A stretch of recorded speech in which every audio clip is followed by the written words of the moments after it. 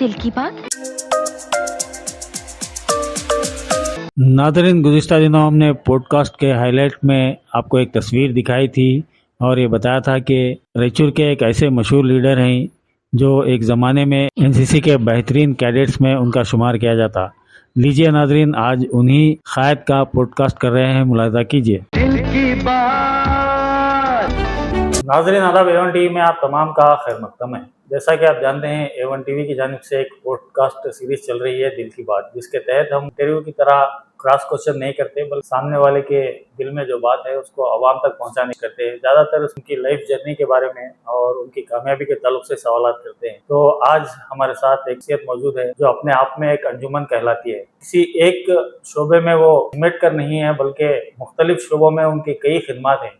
एक सबसे बड़ी खिदमत के तौर पर यह देखा जाता है कि आर्टिकल 371J मंजूरी और उसके निफाज के सिलसिले में वो शुरू दिन से ही कोशिश करते हुए आ रहे हैं और आज भी इसी कोशिश में लगे हुए हैं कि आर्टिकल 371J के तहत इस इलाके की आवाम को कितना ज़्यादा फायदा हो सकता है, इस बारे में वो हमेशा काम करते रहते हैं। इसके अलावा वो एक लेक्चरर की हैसियत से भी खिदमत अंजाम दे चुके हैं और फिलहाल एक कांग्रेस के लीडर की हैसियत से भी एक्टिव हैं। साथ ही साथ हाल ही में उन्हें पॉलिसी कमीशन में भी रुकन बनाया गया है। तो कुल मिलाकर ये कहा जा सकता है कि वो एक दानिश्वर भी है और पॉलिसी साज भी है। जी हाँ, आपने सही सोचा, मेरी मुराद है डॉक्टर रज़ाक उस्ताद से। लीजिए, आज हम डॉक्टर रज़ाक उस्ताद साहब आज के पॉडकास्ट में बात करेंगे। अस्सलाम वालेकुम। मैं बेसिकली गवर्नमेंट स्कूल 1 to 10 तक हट्टी गोल्ड में पढ़ा हूँ, कनाडा में। उसके बाद पीयू साइंस थोड़े दिन लिंगसूर गवर्नमेंट कॉलेज में पढ़ा। उसके बाद रायचूर एलवीडी कॉलेज में बीएससी पीसीएम सब्जेक्ट के साथ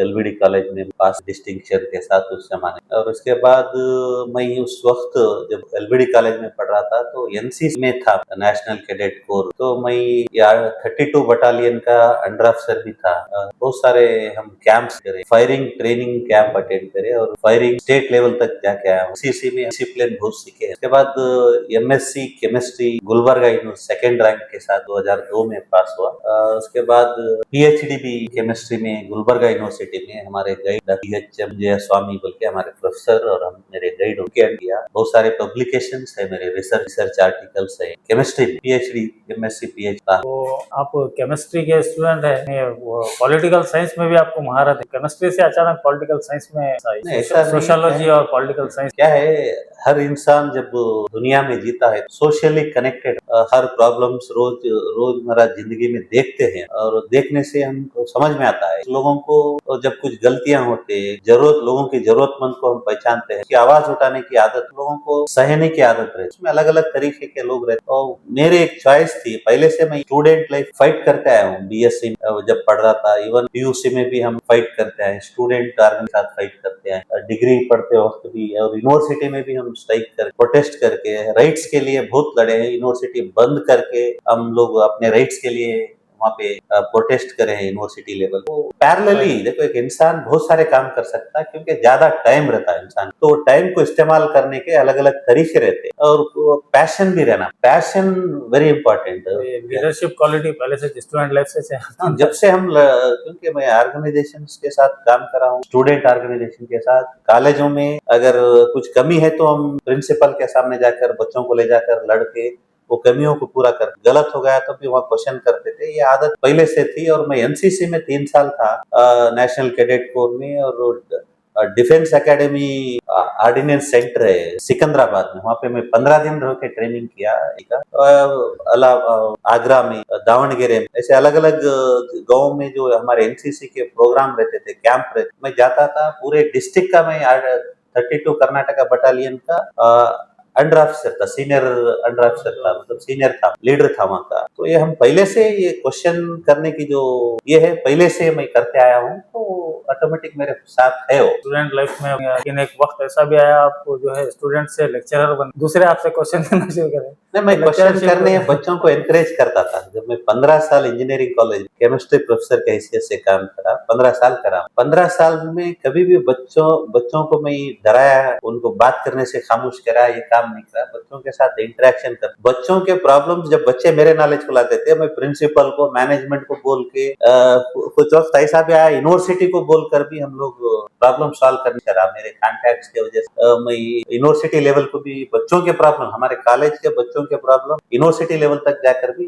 सॉल्व करने करा। बच्चों को हम एनकरेज करते हैं ऐसे, कभी भी सिस्टम में क्या होता, कोई चीज ऐसी नहीं आती, उसको सवाल करना पड़ता, समझना पड़ता, पूछना पड़ता, पूछने वालों को हम एनकरेज करना, करो क्या साथ रहते। तो ये मैं जब लेक्चरर था उस टाइम पे बच्चों को एनकरेज किया और मैं ही खुद प्रोटेस्ट करता था, मैं ही ऑर्गेनाइजेशन में काम करता था। बच्चे मुझे देख के भी थोड़े बच्चे सीखे उस टाइम। ये हैदराबाद कर्नाटका जन आंदोलन के बारे में कुछ बताइए, किस तरीके से आप फाइट करे और किस तरीके से जब हम आर्टिकल गुलबर्गा यूनिवर्सिटी में एमएससी पढ़ रहा था 2000 से 2002 तक, 2002 के बीच 2 साल में गुलबर्गा में एमएससी कर रहा था। उस टाइम पे गुलबर्गा में एक प्रोटेस्ट चल रहा था। वो प्रोटेस्ट था हाई स्कूल टीचर अपॉइंटमेंट को डिवीजन लेवल करो। उससे पहले स्टेट लेवल होता था, state level recruitment, state level application डालना, स्टेट लेवल में सिलेक्शन कर देते। तो वहाँ पे एक प्रोटेस्ट चल रहा था कि डिवीजन लेवल करा जाए रिक्रूटमेंट। तो उसमें हर दिन 5 लोग हंगर स्ट्राइक बैठ। उस वक्त हम यूनिवर्सिटी में हॉस्टल में रहते थे, हम भी एक दिन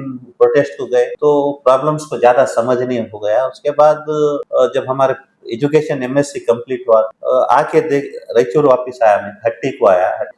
हट्टी गोल्ड माइंस में 1 साल काम करा एज ए रिसर्च असिस्टेंट वहाँ पे लैब। उस वक्त भी हम बहुत सारे प्रॉब्लम को समझकर ऑर्गेनाइज करने की कोशिश करे। उस टाइम पे एक हमारे एरिया में लीडर हुआ करते थे वैजनाथ पाटिल, वो एक्सटर थे। उन्होंने आर्टिकल 371 के बारे में बहुत प्रचार करते थे, प्रोटेस्ट करते थे, रैली करते थे। वो अपने आप बोलते बोलते जाते थे लोगों को। तो मैंने उनसे भी कांटेक्ट करा, बात करके उनके साथ जुड़ के काम करते आया। तो एक प्रॉब्लम क्या था ये एरिया में, आप सब जानते हैं कि ये रायचूर, गुलबर्गा, कोप्पड़, बीदर, ये जो एरिया है ये हैदराबाद निजाम का एरिया है। तो हैदराबाद निजाम जो रूल करते थे उसमें ये एरिया भी आता। मराठावाड़ा जो महाराष्ट्र का है, औरंगाबाद, भीड़, लातूर, नांदेड़, ये उस्मानाबाद, ये एरिया जो है ये भी निजाम को आता था। और तेलंगाना, ये इतना पूरा एक एरिया था जो निजाम रूल करते थे 1948 से पहले। उस टाइम पे एक रूल था मुल्की रूल, जो लोकल वालों को अपॉइंटमेंट करने के लिए एक रूल बनाया गया था। 1919 में रिजर्वेशन था हैदराबाद स्टेट में कि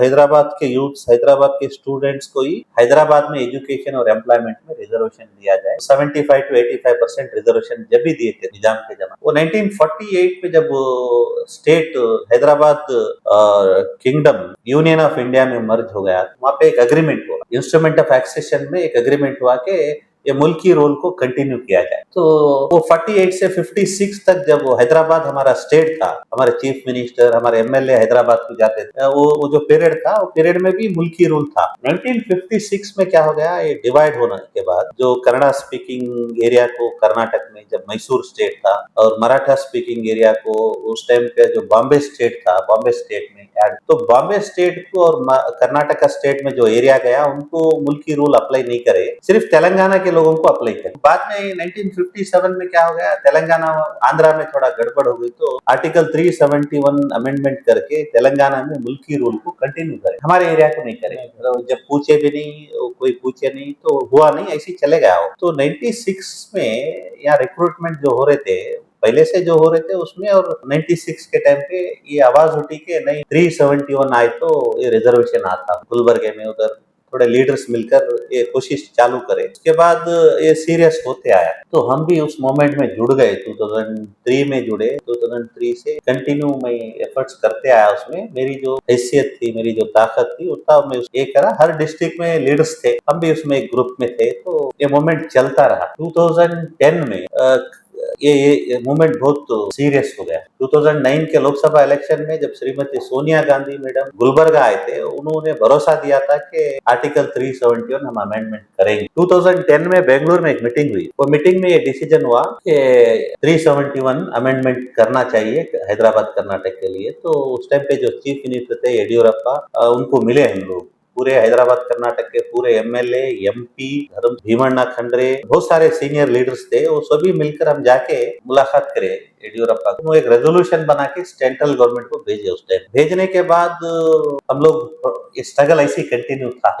हम लोग एक जाता करे थे कोप्पड़ से लेकर बीदर तक, मैं लीड करा था। वो जाता हर गांव से होते हुए बीदर तक गए थे हम लोग। हमारे साथ राघवेंद्र सीनियर एक्टिविस्ट है, उन्होंने हमारे को बहुत सपोर्ट करे, और दूसरे दूसरे लोग जो कोप्पड़ में है, बीदर, गुलबर्गा, हर जगह से सपोर्ट था। वो एक 10 दिन का जाता था, वो मैं लीड किया था, वो जाता भी हो गया। उसके बाद हम दिल्ली चले गए। अगस्त 9 2011 को दिल्ली जंतर मंतर में एक प्रोटेस्ट ऑर्गेनाइज किया गया था कि आर्टिकल 370 अमेंडमेंट करने, तो हम दिल्ली गए। उससे एक दिन पहले मल्लिकार्जुन खड़गे साहब जब सेंट्रल मिनिस्टर थे उस वक्त, उन्होंने चिदम्बरम जो होम मिनिस्टर थे उनके साथ एक डेलीगेशन फिक्स किए 371 करने तक। माहौल बहुत गर्म हो गया था कि ये हर एक आदमी पूछ रहा था कि 371 क्यों। तो वो डेलीगेशन में मैं भी गया। वहाँ बात खड़गे साहब चिदम्बरम जी को समझाए कि क्यों 370 आई, और श्रीमती सोनिया गांधी मैडम जो अश्योरेंस दिए थे वो भी बताए। राहुल गांधी को भी हम लोग यहाँ मेमोरेंडम दिए थे गुलबर्गे में, वो उन्होंने भी मान लेने के बाद 2011 अगस्त था वो। नेक्स्ट सितंबर 7 2012 को आर्टिकल 371 अमेंडमेंट का बिल इंट्रोड्यूस किया गया। करने के बाद 2012 दिसंबर 18 दिसंबर 19 को लोकसभा में, राज्यसभा में वो बिल पास हो गया। जनवरी 1 2013 को 371 प्रेसिडेंशियल असेंट होके नोटिस गया। वहां से हमारे को 371 आया। इसमें क्या है, सब क्या था, हमारे एरिया के बच्चों को मेडिकल इंजीनियरिंग चांसेस पूरे हैदराबाद कर्नाटक में, बल्लारी उस वक्त हैदराबाद कर्नाटक में नहीं था पहले, तो ये पूरा जो पुराना हैदराबाद कर्नाटक एरिया है, यहाँ पे 2006 तक एक single medical college, single government engineering college, government medical college, government college नहीं था। ये गुलबर्गा में भी नहीं था, गवर्नमेंट नहीं था, प्राइवेट गवर्नमेंट नहीं था, बीदर नहीं था, गुलबर्गा, रायचूर कहीं भी नहीं। तो यहाँ के बच्चों को स्टेट लेवल में पढ़कर मेडिकल बहुत बड़ी मुश्किल की टाइम था। तो इसलिए हम चाहते थे कि 371 में रिजर्वेशन दिया जाए एरिया, क्योंकि ये जो है कॉन्स्टिट्यूशनल राइट्स है हमारे। जो मुल्की रूल था वो एक कॉन्स्टिट्यूशनल प्रोविजन था हैदराबाद स्टेट, वो कॉन्स्टिट्यूशन में भी प्रोविजन था। जो प्रोविजन कॉन्स्टिट्यूशन आने से पहले था उसको कंटिन्यू करना, जब तक पार्लियामेंट से नहीं निकालते वो कंटिन्यू करना, ऐसी बात। तो उसके वजह से वो हमारा राइट्स था, वो 40 साल 50 साल जो पीरियड था, वो पीरियड में हमारा राइट्स को छीन लिया गया। उसको हम वापिस लिए, ये कोई भीख में नहीं दिए, इसको हम हमारा राइट्स जो कॉन्स्टिट्यूशनल राइट्स था, वो कॉन्स्टिट्यूशनल राइट्स को हम वापिस लिए। वापिस लेने के बाद जो हुआ हैदराबाद कर्नाटक में बहुत चेंजेस आ गए। ये साल 2025-26 में जो मेडिकल सीट हुए 1560 पर 2 मेडिकल बच्चों ये एरिया के बच्चे, तो ये जो है बहुत बड़ा चेंजेस है। नहीं, मेडिकल बनने से जिंदगी बदलाव होता क्या था, बदलाव होता क्योंकि हमारे पास जो है डॉक्टरों की कमी, पहली बात डॉक्टरों की कमी है। दूसरे जगह से डॉक्टर यहाँ आके काम करना नहीं चाहते, तो हमारे डॉक्टर हमारे गांव में हमारे पास काम करने से थोड़ा हेल्प ये एक है। और हर माँ बाप की ख्वाहिश है कि अपना बेटा डॉक्टर बनाने के लिए अपनी पूरी जान लगाते माँ बाप, तो उनको एक मौका देना चाहिए। तो मौके के लिए ये आर्टिकल 370 बहुत अच्छा काम कर रहा है। अभी आप सब जानते हैं कि कर्नाटक में स्टैंडर्ड इंजीनियरिंग कॉलेज जो है नंबर 1 बोल सकते हैं। बहुत सारे कॉलेजेस है, आरवी इंजीनियरिंग कॉलेज बेंगलुरु, वहाँ पे हमारे को सीट लेना नामुमकिन था पहले। अभी वहाँ हमारे लिए पहले 42 सीट्स थे एवरी ईयर, अभी 63 सीट्स वहाँ पे हमारे रिजर्व है। हमारे बच्चों को कंपलसरी वहाँ पे सीट मिल जाए। तो वैसे बड़े कॉलेज में, वैसे जितने भी कॉलेज कर्नाटक में, हर कॉलेज में हमारे सीट्स रिजर्व है। वो मंगलुरु में हो, बेंगलुरु में हो, मैसूर में हो, दावणगेरा, बेलगांव, आप जहाँ कहीं भी जाते हैं, कहाँ किसी इंजीनियरिंग कॉलेज, मेडिकल कॉलेज में, बीएड कॉलेज में आप हाथ रखो, वो कॉलेज में हमारे लिए है। मतलब परसेंटेज ऑफ सीट्स वहाँ पे है। ये जो कोशिश थी, ये मल्लिकार्जुन खड़गे साहब इसमें बहुत बड़ा रोल अदा करे, उनके बगैर नामुमकिन भी था। अपनी पूरी ताकत लगाकर, अपना पूरा एक्सपीरियंस वहाँ पे लगाकर उन्होंने कोशिश करे। हम उनके शुक्रगुजार है कि वो टाइम पे ये मोमेंट को हाथ पकड़कर उसको आगे लेकर सक्सेस करा दी। हम नदी के किनारे तक जा सकते हैं, लेकिन किनारे को बाहर लाने के लिए एक किले की जरूरत पड़ती, तो वो काम खड़गे साहब बहुत अच्छा निभाए। उनको हम बहुत, ये हैदराबाद कर्नाटक के लोग गुजार होना चाहिए। ये नहीं कहे नहीं उन्होंने पावर था करे, पावर बहुत जनों के पास था, पहले भी था, अब भी है, कभी भी था। तो कुछ लोग करते, कुछ लोग नहीं करते। जो नहीं करे हम उनको कुछ भी नहीं बोलते, करे को तो भी हम शुक्रिया अदा करना हमारा काम है। अभी जो चल रहा रिक्रूटमेंट, एजुकेशन, हर फील्ड में हमारे लिए मौका नौकरियां मिल रही है। टीचर, प्राइमरी स्कूल टीचर को भी हमारे को जॉब नहीं मिलता था, आज हमारे को हर फील्ड आप यूनिवर्सिटी प्रोफेसर मैसूर यूनिवर्सिटी में भी हमारे लिए पोस्ट है वहाँ। हमारे लिए मैसूर यूनिवर्सिटी में भी P1 से लेकर प्रोफेसर तक रिजर्वेशन है। तो एक बड़ी कामयाबी हैदराबाद कर्नाटक का है वो आर्टिकल 370 है। मुझे खुशी है कि मैं उसका एक हिस्सा था, आज भी उसका एक हिस्सा हूँ, क्योंकि भी कुछ काउंसिल मेंबर के तहत नॉमिनेट, मैं उस वक्त पार्टी में नहीं था लेकिन मुझे नॉमिनेट करे थे, उस टाइम पे भी काम करा। जो हमारा पीजी सेंटर है रायचूर एरगेरे में, अभी जो यूनिवर्सिटी बना, तो वहाँ पे मैं जब गया तो देखा बहुत सारे काम कर सकते। जब एक अहदा रहता, हाथ पावर रहता, तो बहुत सारे काम कर सकते। मेरी जो ताकत से ज्यादा मैं कोशिश करा। वो पीजी सेंटर जब था वहाँ पे 170 बच्चे थे, 7 डिपार्टमेंट थे। मैं नए 10 department at A time sanction करा। मेरे से पहले भी बहुत सारे मेंबर बन के गए, लेकिन वो लोग क्यों कोशिश नहीं करे नहीं मालूम, लेकिन मैं कोशिश करा नए 10 department at A time start करा। एक मौका ऐसा आ गया था, वो स्टार्ट करे, मैं अप्रूवल दिलाया, पूरा कोशिश करा, स्टार्ट होना, नोटिफिकेशन करना एडमिशन के लिए, उर्दू डिपार्टमेंट छोड़कर बाकी के पूरे नोटिफिकेशन कर। मैं फिर जाके वाइस चांसलर से लड़ा और उर्दू डिपार्टमेंट को नोटिफिकेशन एडिशनल कराने लगा। तो 10 डिपार्टमेंट हुए। मैं जब मेरा पीरियड जब 2015 से 18 तक था, मैं 18 में जब बाहर आ रहा था तो उस वक्त वहाँ पे 170 बच्चे की जगह 750 बच्चे, और उसी वक्त मैं डिसाइड करा था 2016 में कि रायचूर यूनिवर्सिटी बनाना, रायचूर पीजी सेंटर को यूनिवर्सिटी बनाना। उस टाइम पे बसराज राय रेड्डी साहब जो मिनिस्टर थे हायर एजुकेशन, और उन फर्स्ट वोट लिए, उनको प्राइमरी एजुकेशन दिया गया। मैं फोन किया था, उनको बोला सर प्राइमरी से भी हायर अच्छा था ना, उनको भी इंटरेस्ट नहीं था प्राइमरी। उन्होंने फिर कोशिश करके रात बदल के हायर एजुकेशन में। तो मैं उनसे मिले, यलबुर्गा गया, वहाँ एक प्रोग्राम था। वो प्रोग्राम में मैं उनको अभिनंदन समारोह था यलबुर्गा, तो मैं वो प्रोग्राम में बात करके बोला कि राय रेड्डी साहब आप क्या करते नहीं मालूम, यहाँ पे बहुत सारे मिनिस्टर आए गए, मेरा रायचूर पीजी सेंटर है उसको यूनिवर्सिटी बनाना था, वहाँ डिमांड रख के आया। उन्होंने भाषण में बोले ನಾನು 2 ವರ್ಷದಾಗ ಮಾಡಿ ಕೊಡ್ತೀನಿ यूनिवर्सिटी रही। अपने भाषण में बोले, रिप्लाई दिए। तो जब से हम कोशिश चालू करें, हम प्रोटेस्ट करें, college lecturers, private colleges, students सबको लेकर प्रोटेस्ट करते गए। एक मोमेंट बन गया, टाइम आया। उस टाइम पे बीवी नायक साहब थे, तनवीर सेठ साहब, उन्होंने भी हमारे को बहुत सपोर्ट करे। उस टाइम पे बीवी नायक साहब MP थे, उन्होंने सपोर्ट करे। वसंत कुमार साहब सपोर्ट करे, अमरेगौड़ा भैयापुर साहब, हंसनगौड़ा साहब, ये सब लोग सपोर्ट करे उस टाइम। तो हमारे को यूनिवर्सिटी बिल में आ गया। 2016 में हम स्टार्ट करे, 17 में बिल में बजट में आ गया रायचूर यूनिवर्सिटी लेकर। वो टेक्निकल रीजन की वजह से उस ईयर स्टार्ट नहीं। वो गवर्नर के पास बिल चले गया, गवर्नर रख लेके बैठ गया, 2-3 साल तक गवर्नर के पास था, तो इमीडिएट नहीं स्टार्ट हुई। लेकिन 2021 में यूनिवर्सिटी स्टार्ट। मुझे लगा नहीं, पावर में कुछ कर सकते, पावर के साथ बहुत कुछ कर सकते, जो हम चाहते वो कर सकते। तो उस टाइम पे मैं 2018 में MLC इलेक्शन को कंटेस्ट करा था। North east graduate constituency MLC election को कंटेस्ट करा। 4,909 वोट लिया था। एक इंडिपेंडेंट कैंडिडेट, वो लेवल पे वोट लेना भी थोड़ा मुश्किल था, और मैं मुस्लिम होकर भी लेना ये फील्ड में, तो बहुत सारे लोग, हर एक आदमी सपोर्ट करा उस टाइम पे, लेकिन जीत नहीं सके। अच्छी कोशिश मैं करा उस टाइम पे, बहुत सारे लोग अक्रॉस द रिलीजन, हर एक आदमी मुझे सपोर्ट करा उस वक्त। तो पॉलिटिकली मैं डिफीट हुआ। उसके बाद एक मौका आया, अभी एक पॉलिटिकल पार्टी को ज्वाइन होना। तो अभी पार्टी 2 ही थे, एक बीजेपी था, एक कांग्रेस। तो बीजेपी को हम नहीं जा सकते, उनका आइडियोलॉजी हम नहीं मान सकते, नहीं होने की बात। पार्टी है कांग्रेस। एक जनता दल भी। जनता दल का हालत ऐसी थी कि उनका आइडियोलॉजी क्लियर नहीं, कब किधर जाते पता नहीं, डिसीजन कैसा लेते पता नहीं। तो मुझे इंटरेस्ट नहीं लगा कि जनता दल को जाना। कांग्रेस को आने की कोशिश करा। थोड़े लोग कांग्रेस में आने रोके मैं, मुझे बहुत कोशिश करे रोकने की। उन्होंने 1 साल 2 साल के लिए सक्सेस भी हुए मुझे रोक। लेकिन जो मेरा भी जिद था कि क्या भी होंगे कांग्रेस में आना, तो जिद पे मैं कांग्रेस को आया। प्रियंक खरगे साहब मुझे इमीडिएटली स्टेट स्पोक्स पर्सन बना दिया। ऐसा भी मैं प्रेस मीट करता था, बात करता था, एक मेरी पैशन थी। जो इश्यूज रहते, पब्लिक के प्रॉब्लम्स रहते, उसको गवर्नमेंट तक पहुंचाने का एक पैशन था मेरे लिए। तो वो प्रियंक खरगे साहब, उन्होंने जो स्टेट मीडिया चेयरमैन थे, उन्होंने मुझे इमीडिएटली स्टेट स्पोक्स पर्सन बना। तो उसको रोकने की भी कोशिश होते रही, लेकिन वो रोक नहीं सके, क्योंकि प्रियंक खरगे साहब थे, मेरे ऊपर भरोसा रखे थे और मुझे उनके ऊपर भरोसा था। उन्होंने उसको रोकने नहीं दिया। वो ऐसा हो कि कांग्रेस में आने का एक मौका मिला। इस बारे में मैं भी सुना था कि आप बेंगलोर तक गए थे ज्वाइन होने के लिए, फिर अचानक जो है वहाँ पर रोका गया। वो हर एक लेवल पे कोशिश करके रोके, लेकिन उससे भी ऊपर एकला रहता ना।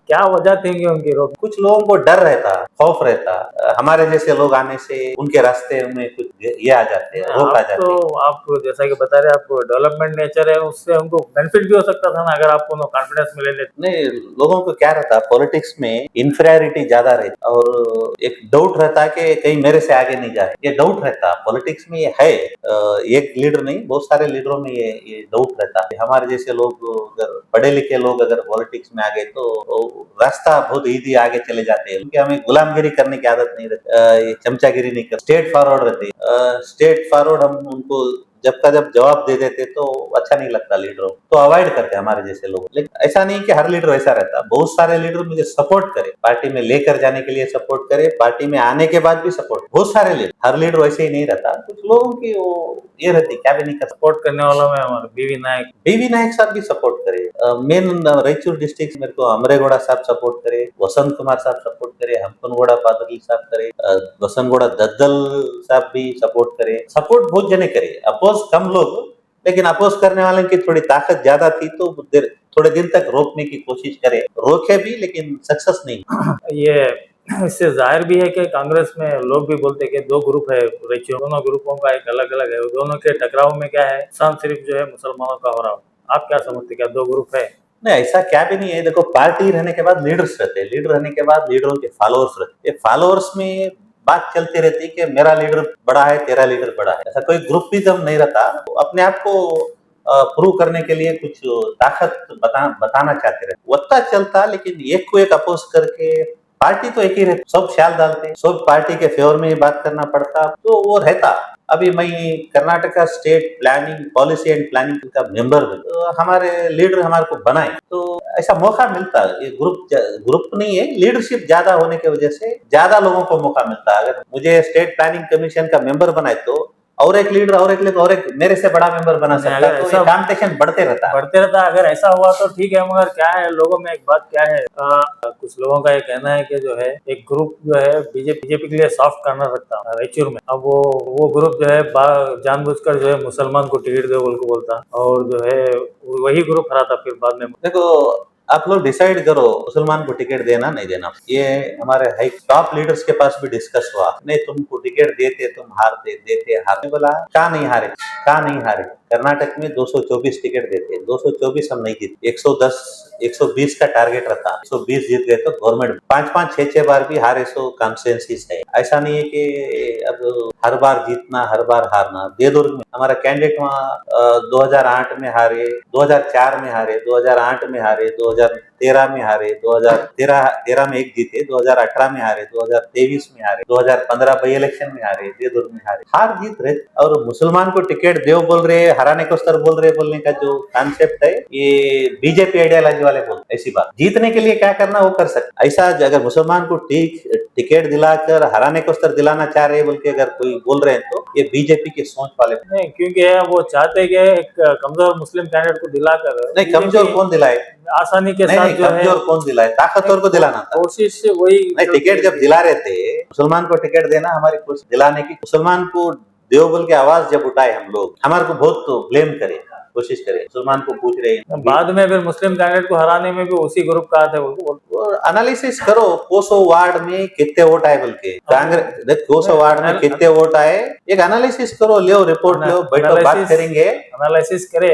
नहीं, वार्ड नंबर 19, 20, 21 वहाँ पे बहुत डर है। 5 में भी नहीं है, 5 में भी लीड नहीं है, 5 में वार्ड नंबर 31 में भी 500 बीजेपी लीड है, वार्ड नंबर 31 में कौन रहते, 500 बीजेपी लीड है, वार्ड नंबर 5 में बीजेपी लीड है। कहाँ बताऊं मैं, पूरे 14 खेड़े में बीजेपी लीड है, कहीं को है। तुम एक वार्ड उन्हें एक लीडर का घर है बोल के तुम बोल रहे हो, नहीं, लीडर का घर नहीं बोल रहे हो, एक लीडर का घर है बोल के बोल रहे हो, जहाँ उनके फॉलोअर्स है, सुनो, उनके फॉलोअर्स, इनके फॉलोअर्स हर जगह भी बीजेपी लीडर, मैं बोल रहा हूँ ना, तुम लो वार्ड नंबर 1 क्या है, वार्ड नंबर 2 क्या है, वार्ड नंबर 3 क्या है, वार्ड नंबर 4 क्या है, 4 में कौन काउंसलर है, 5 में कौन काउंसलर है, 6 में कौन है, 7, 8, 9, 10 पूरे वार्ड लो, तुम एक बार एनालिसिस करो, बैठ पता चलता ना।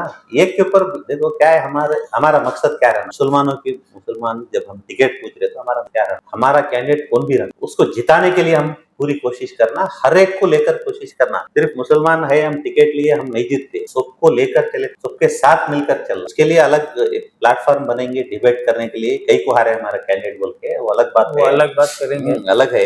मगर ये सॉफ्ट कॉर्नर की बात कहाँ तक नहीं सही है? ये गलत, क्योंकि बिजनेस साथ में करते हैं, वो बिजनेस बीजेपी बहुत जने करते, साथ में नहीं बहुत एक जने ग्रुप वाले business ज्यादा करते हैं, दूसरे ग्रुप वाले उससे भी ज्यादा करते, नहीं दिखता हो।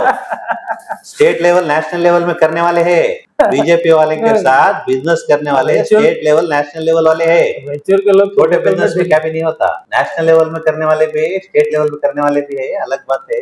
लोग यहाँ देखो तक, वो बात करने से हमारे को कोई फायदा नहीं। और एक बात खुली अगर बोले तो यहाँ तक भी बोलते लोग के रज़ाक उस्ताद भी जो है सॉफ्ट कॉर्नर रखते हैं बीजेपी के लिए। देखो बोलने वाले इससे पहले जो है ना वो इसमें एमएलसी इलेक्शन में जो है सुशील वोट करे थे रज़ाक उस्ताद। देखो मैं एक एम्प्लॉय था, हैदराबाद कर्नाटका एजुकेशन सोसाइटी का एम्प्लॉय, उन्होंने उस सोसाइटी के अध्यक्ष। मैं क्या भी नहीं कर पाया, मैं एम्प्लॉय था। मैं कोसो स्कूल को जाकर ओढ़ दे बोल, मेरे नाम पे एक मैसेज गया। मैं मेरी हालत ऐसी थी, मैं डिनाई भी नहीं कर सकता बिकॉज मैं एक एम्प्लॉय था। उसके बाद में ऐसा मेरे ये नहीं हुआ। और ये बोलने वाले क्या है, सौ बोल, जो मेरे दिल में है, मैं जो कोशिश करता हूँ, मुझे भी कहीं पे जवाब देना पड़ता, मेरे अंदर भी कुछ खौफ रहता जवाब देने का। तो जो करना है हम करते, जो बोलते ना वो लोग क्या क्या कर रहे हैं उन्हें देख ले तो बस, अपने अपने गिरबान में झांक के देख लो।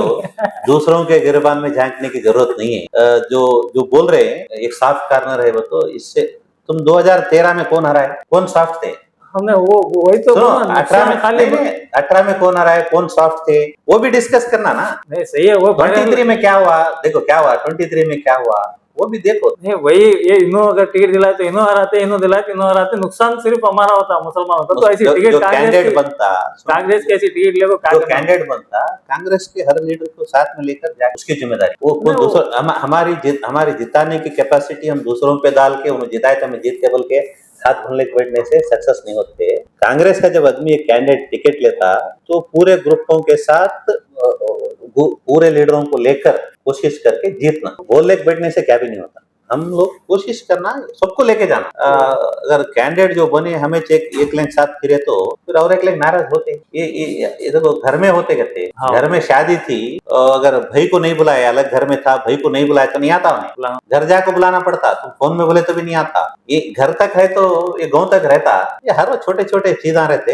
ऐसा नहीं है कि नहीं हुआ, नहीं होने। देखो ये बार इलेक्शन 23 ऐसा था, हर एक लिए सपोर्ट करे, कुछ छोटे गलतियां थे, हर एक लिए सपोर्ट करे। छोटे गलतियां थे, छोटे गलतियां की वजह से हमारे तरफ भी थे, दूसरे तरफ भी थे, तीसरे तरफ भी थे, हर तरफ छोटे छोटे गलतियां थे। उसके वजह से हमारा कैंडिडेट हारा। 100% 2020 कांग्रेस रही, जीतने वाला था। कुछ छोटे कमियां की वजह से हारे, हमारे तरफ भी गलतियां। हम पूरी कोशिश करें, हम जो मुसलमान को टिकट दो बोल के लड़ रहे थे, हम पूरी कोशिश करें हमारा कैंडिडेट जीत देवल। लेकिन अल्लाह की मर्जी क्या थी पता नहीं, जो हुआ सो हुआ। आगे जो होना वो भी हम देख के चलना। आगे भी मुसलमान को ही टिकट लेने की पूरी कोशिश करेंगे। वो कौन होते होंगे, हमारा ये नहीं है कि रजाक, मैं भी कोशिश कर रहा था रजाक को मिलना, मिले तो रायचूर जीतना, असलम को मिले तो रायचूर जीतना, शालम को मिले तो जीतना, किसको मिले तो भी जीतना रायचूर। लेकिन हमारी कोशिश रहेंगे रायचूर असेंबली मुसलमानों को दिया जाए। मुसलमानों पे लेने के लिए हम पूरी ताकत लगा के कोशिश करें इंशाल्लाह। क्योंकि पहले का दौर अलग था, अब का दौर अलग है। हम बहुत कोशिश करना पड़ता, बहुत सोच समझ के काम करना पड़ता। हमारी छोटी भूल भी दूसरों की ताकत, वो भूल भी नहीं करना। छोटी हमारी भूल, छोटा मिस्टेक, छोटा सॉफ्ट कॉर्नर हमारे दूसरों के लिए वो भी हमारे लिए बहुत बड़ी रुकावट बन सकती टिकट लेने। तो ये बार भी हम पूरी ताकत लगा के कोशिश करेंगे। 100 बोली क्या भी फर्क नहीं। अभी देखो शिग्गांव है, शिग्गांव में 2004, 2013, 2004, 8, 13, 18, 23 5 इलेक्शन कंटिन्यू हारे मुसलमान कैंडिडेट। मुसलमान को दिए 5 बार दिए, हारे। बाई इलेक्शन में मुस्लिम कैंडिडेट जीत गए। ऐसा नहीं हारते बोलने में छोड़ के भागे नहीं जाना फील्ड, हार के बाद जीत रहती। फील्ड छोड़ के हम भागना नहीं, फील्ड में रहना। हम पूरा ये कर लेना कि हमारा टिकट क्यों देना रायचूर में मुसलमानों को टिकट क्यों देना बोलने का हमारे पास एक कॉन्फिडेंस रहना। नहीं दिए तो अच्छा रहता, नहीं तो उनको जो उन्होंने जीतते, हमें नहीं जीतते, कौन बोले मैंने। वो जाहिर है कि पॉपुलेशन अब जैसा हम डिमांड कर रहे हैं, हम मुसलमान को देना बोले तो पोलराइजेशन होता है हिंदू आबादी में। ऐसा क्या भी नहीं, हिंदू सपोर्ट करते। कोई देखो, कोई हर एक कम्युनल नहीं होता। एक 5%, 10% कम्युनल रहते, हर एक कम्युनल नहीं रहता। हिंदू वोट डालने की वजह से हम 65,000, 68 को 65 कहता था, 3,000 था। 3,000 बहुत बड़ा डिफरेंस नहीं था। रायचूर इतना अमन का सिटी है, रायचूर डिस्ट्रिक्ट भी अमन की है। यहाँ पे ऐसा कोई ये नहीं है, छोटे मोटे 1-2%, 4-5% लोग रहते हैं, उससे उनको देख के हम डरने की जरूरत, पीसफुली हम है। मुसलमान बोल के हम क्यों बोल रहे हैं बोले तो एटलीस्ट एक डिस्ट्रिक्ट में एक रिप्रेजेंटेशन हमारा रन दे बोल के। तो 2028 के लिए क्या रजा गुस्ताफ को कैंडिडेट समझना, पार्टी डिसाइड करते ना, हम कैसा करते नहीं, आपकी तो कोशिश करते हैं। आप कोई इंशाल्लाह देखो कोशिश करेंगे, सब मिलकर कोशिश करेंगे डेफिनेटली। एक मई डेफिनेट बोलता हूँ, रायचूर में 2028 मुस्लिम कैंडिडेट कांग्रेस से आता। नहीं, ये सही है साहब। अब वो क्या हो रहा है यहाँ पे, कंफ्यूजन क्या हो रहा है, एक कैंडिडेट आगे नहीं आ रहा कि महेश बंतु, दूसरा को नहीं, महेश बंतु बोल के मुस्लिम कैंडिडेट आगे नहीं आ रहा। नहीं बोल सकते ना, हर एक जना देखो, वही बोलता पार्टी है। डिसाइड करती है। हर एक जना अगर मैं इंडिपेंडेंट, बताओ। देखो मैं इंडिपेंडेंट रहता तो मैं पार्टी में नहीं रहता, मैं रोड को ठेर के बोलता था मैं एमएलए कैंडिडेट रही। पार्टी में हूँ तो पार्टी में मेरे जैसे 10 लोग रहते, तो 10 में कौन काबिल रहता, किसको ये इलेक्शन लड़ने की ताकत, वो पार्टी डिसाइड करके देती। बाकी के 9 जने जो रहते वो सपोर्ट करके हम जिता लेना, पूरों का कॉन्फिडेंस लेके, पूरे लीडरों को साथ लेकर, पूरे वर्कर्स को साथ लेकर हम जीतना। उस टाइम पे जीतने का एक ही मकसद। एक आगे नहीं आ रहा, तो एक आगे नहीं आ रहा, आने नहीं आता, क्योंकि मैं नहीं बोल सकता मैं ठेर तुम, क्योंकि पार्टी मेरे नहीं दी, तो मैं पार्टी को पूछता हूँ मुझे टिकट दो, मैं जीत के आता हूँ बोल के। लेकिन पार्टी का भी एक सिस्टम रहता, उनके पास सर्वे करते, एनालिसिस होता, बहुत सारे रिपोर्ट्स आपके ऊपर वो डिसाइड करते। फाइनल लास्ट मोमेंट को कौन तो भी आके उंगली करता, तो वो भी ये हो जाता। वो हर वो चीज हम एक्सेप्ट कर लेना उस टाइम पे। अब 8-10 जनों में कौन तो एक जन कैंडिडेट बोले तो कोई ऐसा एक जिम्मेदार लीडर मुसलमानों का नहीं देखो है। लास्ट टाइम क्या हालत, नहीं रायचूर में कौन मुसलमान नहीं, यासीन साहब थोड़ा वीक हो गए थे हेल्थ से, मेंटली स्ट्रांग है उन्होंने, आज हेल्थ से थोड़ा वीक हो गए थे। वहाँ स्टेट लेवल में क्या ये था, नहीं रायचूर में यार एल्री मुसलमान यार लीडर एल्री अली बोले 12 जने एप्लीकेशन डाले, ये 12 जने लीडर है रायचूर के, बोले 12 जने ऑर्डिनरी नहीं है। जब 2 लाख दे के एप्लीकेशन डाले तो पार्टी को एक कैपेसिटी है, 12 जने अपने अपनी कैपेसिटी से, अलग अलग ताकत थी, हर एक की अलग अलग ताकत, ऐसा नहीं कोई वीक नहीं था, हर एक ताकतवर था। पार्टी एक 12 में एक डिसाइड करके दिए। जीतने में हमें क्या बहुत भारी डिफरेंस है, 25,000 से नहीं हारे, 3,000 ऊपर सो ऐसा एक बूथ में 5 वोट डिफरेंस आए तो भी हम क्लिक हो जाते, वो बड़ा काम नहीं था। रंदे ने ये जो गलतियां ये बार हुई और नेक्स्ट टाइम नहीं होंगे इंशाल्लाह।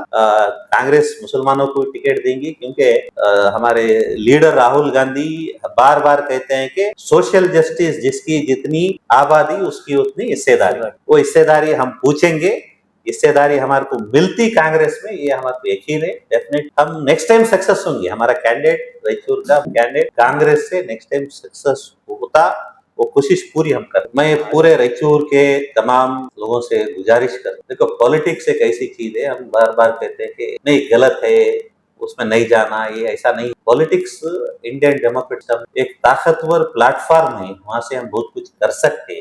डेमोक्रेटिक सिस्टम में हम डेमोक्रेटिकली फाइट करके हम बहुत कुछ हासिल कर सकते हैं। तो पॉलिटिकली इन्वॉल्व होना मतलब ये नहीं है कि हम कुछ खराब कर रहे, पॉलिटिकली इन्वॉल्व होना मतलब हम एक ताकत बना रहे। तो ताकत बनाने में हर एक लिए अपना अपना ताउन रखना चाहिए। अभी लोकल बॉडी इलेक्शन भी आने वाले हैं कारपोरेशन के, उसमें भी हमारे हर वार्ड में वोटर लिस्ट एनरोलमेंट कराना। लास्ट टाइम भी आप जानते हैं कि ये जो वोट चोरी का मुद्दा चल रहा नेशनल लेवल में, लास्ट टाइम में रायचूर में भी हुआ था। 40 को 1,160 पे 9 वोट डिलीट हुए थे। मैं प्रेस मीट किया था, मोहल्ला जाकर लोगों पे एनरोलमेंट करने की हम लोग कंप्लेंट दिए थे। 41,169 वोट डिलीट थे, 10,000 6,000 नहीं, 41 सिटी में, सिटी असेंबली में। हम जब अलर्ट थे कंप्लेंट करे, उसमें देखो क्या होता है, 2022 जनवरी में रायचूर असेंबली के वोट थे 2,38,000। 2022 नवंबर में जो 23 का वोटर लिस्ट ड्राफ्ट पब्लिश हुआ नवंबर में, उस टाइम पे वोट थे 2,13,000। 238 माइनस 213 मतलब 25,000। ये पीरियड में 16,000 नए वोट ऐड हो गए, तो टोटल हुए 16 प्लस 41,000 डिलीट हो गए। तो हम कंप्लेंट करे, फाइट करे, करने के मैं chief election commission of India को 2022 में कंप्लेंट दिया था, वहां से भी डिप्टी कमिश्नर को ये आया था, हम भी डिप्टी कमिश्नर से मिलकर ये करे थे। तो वोटर वापिस डालने करे तो 26,000 वोट वापिस आए, 26,000 आउट ऑफ 41,000। तो अलर्ट है ना, हमारा वोट हम चेक करते रहना, क्यों बदमाशी कौन करते पता नहीं। अब पूरे देश में वोट चोर गद्दी चोर का नारा चल रहा है, तो ये बहुत जरूरी है कि हर वोटर अपना वोट को चेक करे है या नहीं है, नहीं है तो फिर एक बार दलाओ, कंप्लेंट दो, कैसा आरटीआई में लो मेरा वोट कैसा डिलीट हुआ, लेकर डिप्टी कमिश्नर को कंप्लेंट करो without my consent, without my signature, मेरा वोट कैसा डिलीट हुआ बोल के हम कंप्लेंट करना है। डॉक्यूमेंट के साथ करने से एक्शन होता। आनंद का जो है सीआईडी इंक्वायरी होके आज रिपोर्ट हुआ कि वहाँ का बीजेपी का जो उस वक्त का एमएलए था वो इंटेंशनली वोटर्स को डिलीट करा, पैसे देकर डिलीट करा रहा था। सीआईडी का रिपोर्ट चार्जशीट हुआ कल। तो ये भी एक मुद्दा है रायचूर में कि हम वोटरों को बचाए, वोटरों को एनरोल करें। वोट है हमारा, एक वोट को बहुत ताकत रहती, उसके लिए हम कोशिश करना चाहिए। हर एक यूथ से भी मैं गुजारिश करता हूँ कि आप अपना वोट को चेक करें, नए वोट को एनरोल करें। अगर कहीं गलती हो तो मेरे नॉलेज पे भी लाए, वो साथ वो फाइट करूंगा उसको।